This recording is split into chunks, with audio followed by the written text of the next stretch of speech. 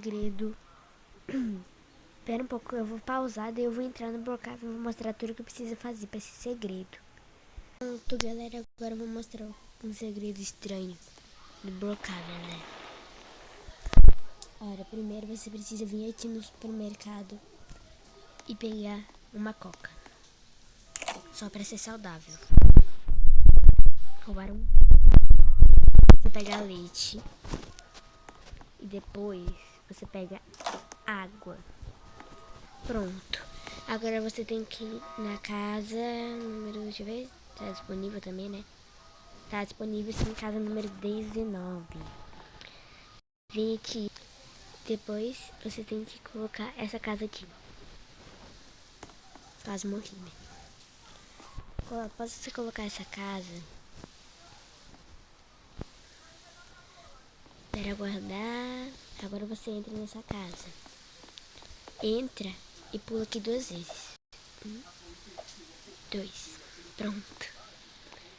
Agora você vem cá e joga esse joguinho. Você pega água, leite e coca. Pronto, terminou de jogar, sai, vai, aqui sobe aqui em cima. Pô, galera, o jogo tá bugado. Vai aqui no computador, usar o computador que tá ligando, pera um pouco. E fazer isso, você vai colocar